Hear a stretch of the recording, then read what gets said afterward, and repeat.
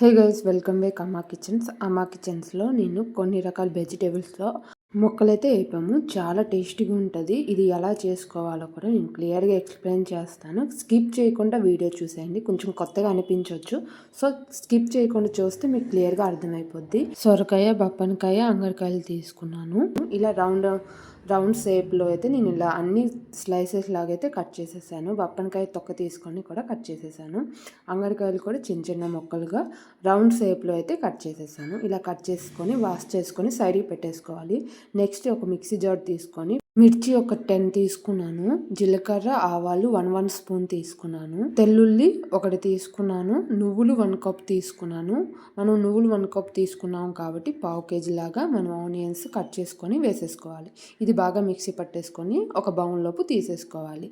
ఇది ఒక బౌన్లో తీసుకున్న తర్వాత ముందుగా మనం నానేసుకున్న 1 గ్లాస్ బియ్యం అయితే దీంట్లోపే మనం మిక్సీ చేసేసుకోవాలి.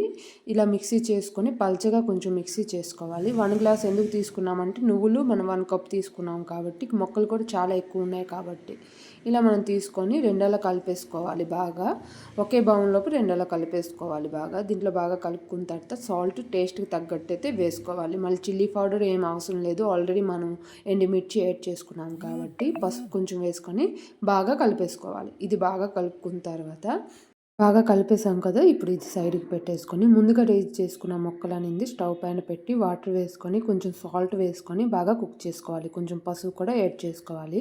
ఇది బాగా కుక్ అయిందో లేదో ఒకసారి చెక్ చేసేసుకొని స్టవ్ ఆఫ్ చేసేసుకోవాలి. ఇలా మనం చెక్ చేసుకొని స్టవ్ ఆఫ్ చేసేసుకొని దీంట్లో ఉన్న వాటర్ అనేది తీసేసుకోవాలి. మనము ఒక్కొక్కటి ఒక ప్లేట్లోకి అయితే తీసేసుకోవాలి. ఇలా అన్ని ప్లేట్లోకి తీసుకున్న తర్వాత స్టవ్ ఆన్ చేసుకొని ఒక రేకు పెట్టేసుకోవాలి. రేకు పెట్టేసుకొని దీనిపైన కొంచెం ఆయిల్ వేసుకోవాలి. ఆయిల్ వేసుకొని కొంచెం హీట్ అయిన వరకు వెయిట్ చేసి ముందుగా రెడీ చేసుకుని ఈ మొత్తం ఒకసారి బాగా కలిపేసుకొని 1 బై 1 వెజిటేబుల్ అయితే మనం ఫ్రై చేసుకోవాలి. 2 సైడ్ మనం బాగా ఫ్రై చేసుకోవాలి.